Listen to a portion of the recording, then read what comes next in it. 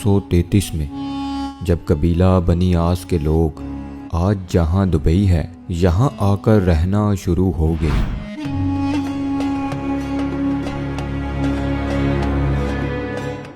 उस वक्त ये जगह मुकम्मल रेगिस्तान थी और ये अबू धाबी के कंट्रोल में था।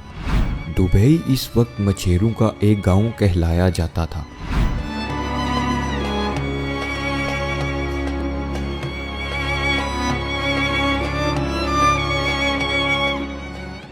(1894) में कुछ ताजिर दुबई में बसना शुरू हो गए क्योंकि यहाँ ताजिरों पर टैक्स बहुत कम था। मगर दुबई में अभी भी मछलियाँ पकड़ने के अलावा कोई खास काम नहीं होता था। 1912 में दुबई की हुक्मरानी शेख बिन मखदूम के पास आ गई और उन्हीं को दुबई का फाउंडर भी समझा जाता है। उस वक्त दुबई में पर्ल इंडस्ट्री यानी मोती ढूंढने का काम अरूज पर था।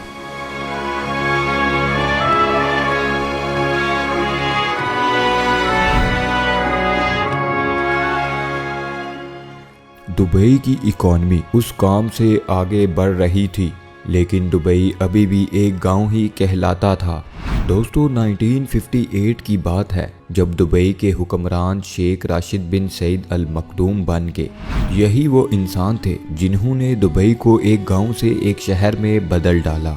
उन्होंने दुबई क्रीक जहां बहरी जहाज आकर रुकते थे उसको गहरा करवाना शुरू कर दिया।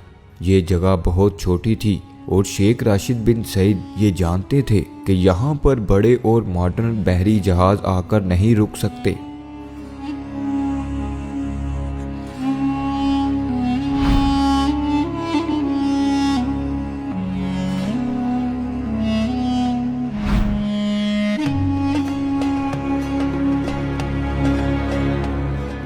उन्होंने इस प्रोजेक्ट पर बहुत ज़्यादा पैसे लगा दिए, इतने पैसे कि ये दुबई की सालाना आमदनी से भी ज़्यादा पैसे थे।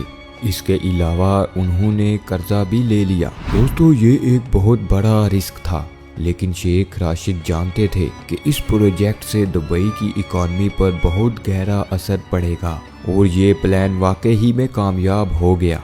अब दुबई में बड़े साइज के बहरी जहाज भी आकर रुकने लगे। इससे दुबई में गोल्ड मार्केट भी फैलना शुरू हो गई।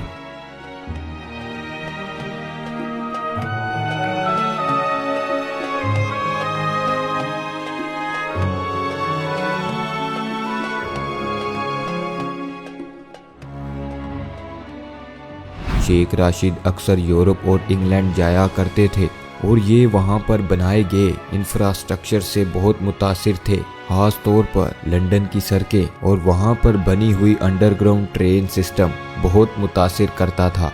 उनके दिल में भी ख्वाहिश थी कि दुबई एक दिन ऐसा ही मॉडर्न शहर बन जाए। शेख राशिद ने दुबई को एक शहर की शक्ल देना शुरू कर दी। साल 1959 में उन्होंने दुबई पर एक मॉडर्न एयरपोर्ट भी बनवाना शुरू कर दिया। वो दुबई में बिजली की लाइंस, टेलीफोन सर्विस और पोर्ट्स वगैरह बना रहे थे। लोग समझते थे कि शेख राशिद पैसे ज़ाया कर रहे हैं और दुबई कभी भी एक इंटरनेशनल शहर नहीं बन सकेगा। मगर 1966 में दुबई की किस्मत बदल गई। ये वो साल था दोस्तों जब दुबई में ऑयल डिस्कवर हुआ, लेकिन यहाँ तेल के ज़खायर इतने नहीं थे। शेख राशिद ने बहुत ही अक्लमंदी से इस बात को समझा कि दुबई सिर्फ ऑयल पर डिपेंड नहीं रह सकता। उन्होंने उस वक्त कहा था कि मेरे पास एक अच्छी खबर है और एक बुरी खबर। अच्छी खबर तो ये है कि दुबई में ऑयल डिस्कवर हो गया है और बुरी खबर ये है कि ये तेल बहुत थोड़ा है। इसीलिए उन्होंने तेल का इस्तेमाल करके दुबई में दूसरे प्रोजेक्ट बनाना शुरू कर दिए और उन्हें दुनिया भर से बड़े बड़े इंजीनियर को बुलवाकर दुबई को मजीद तामीर करवाना शुरू कर दिया। 1979 में दुबई में एक ऊंची बिल्डिंग बनाई गई। ऐसे कई प्रोजेक्ट दुबई में शुरू हो रहे थे। 1981 में शेख राशिद इस दुनिया से चले गए। अब जो दुबई के अमीर हैं शेख मोहम्मद राशिद बिन अल मखदूम, ये उन्हीं के बेटे हैं। आज जो दुबई हम देखते हैं उसको बनाने में शेख राशिद का ही दिमाग है। उन्होंने दुबई में ऊंची ऊंची बिल्डिंग बनाना शुरू कर दी। तो इस काम में भी एक मसला था। मसला ये था कि कच्ची मिट्टी पर इतनी बड़ी बिल्डिंग कैसे खड़ी की जाए। मगर शेख मोहम्मद बिन राशिद ने उसका हल भी ढूंढ निकाला। शेख राशिद ने महसूस किया दुबई अतराफ पहाड़ वी शेप में बने हुए हैं, यानी यहाँ जरूर कभी कोई पानी मौजूद होगा जो पहाड़ों की शेप कटी हुई है। उन्होंने यहाँ ड्रिलिंग करवाई और वहाँ वाकई ही में पानी मौजूद था और यही पानी दुबई की ऊंची ऊंची बिल्डिंग खड़ी करने में काम आया।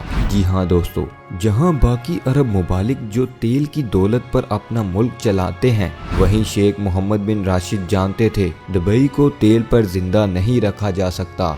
दोस्तों, आज भी ऑयल दुबई की इकॉनमी में सिर्फ 1% है, बाकी 99% पैसा दुबई कारोबारी सरगर्मियों से कमाता है। शेख मोहम्मद बिन राशिद की इंजीनियरिंग प्लानिंग और अक्लमंदी की वजह है कि दुबई आज इतना अमीर है। उन्होंने दुबई में ऐसी ऐसी चीज़ें बनाना शुरू कर दी जिनकी वजह से पूरी दुनिया का ध्यान दुबई की तरफ होने लगा, जैसा कि दुनिया की सबसे ऊंची इमारत बुर्ज खलीफा, दुनिया के बड़े बड़े मॉल्स में से एक दुबई मॉल्स, आलीशान होटल्स और आर्टिफिशियल आइलैंड। दुबई की एयरलाइन एमिरेट्स एयरलाइन ये दुनिया की बेहतरीन एयरलाइन में से एक है। दोस्तों, ये सारी अट्रैक्शन थी जो लोगों को दुबई खींच कर लाती थी। दुबई में बहुत से फ्री जोन्स भी हैं जहां हर किस्म की टैक्स छोड़ दी जाती है, जो दुनिया के बड़े बड़े बिजनेसमैन की तवज्जो अपनी तरफ खींचती है। ये फ्री जोन दुबई की इकॉनमी का 20% हिस्सा बनता है, जहां तकरीबन 1.5 करोड़ के करीब लोग नौकरी करते हैं। दुबई में आज 80% वो लोग हैं जो बाकी कंट्रीज से आकर दुबई में सेटल्ड हैं। आज दुबई में वो लोग भी हैं जो मेहनत कर कर पैसे कमाकर अपने प्यारों को घर वापस भेजते हैं, और वो लोग भी हैं जिनके पास बहुत सा पैसा है। दुबई में हर वो सहूलत मौजूद है दोस्तों जो दुनिया के बड़े बड़े अमीर तरीन लोगों को अपनी तरफ अट्रैक्ट करती है। तो दोस्तों, ये थी आज की वीडियो को एंड तक देखने के लिए आप सब दोस्तों का दिल से शुक्रिया। आई होप आपको वीडियो पसंद आई होगी। इंशाल्लाह मिलेंगे नेक्स्ट वीडियो में। अल्लाह हाफिज दोस्तों।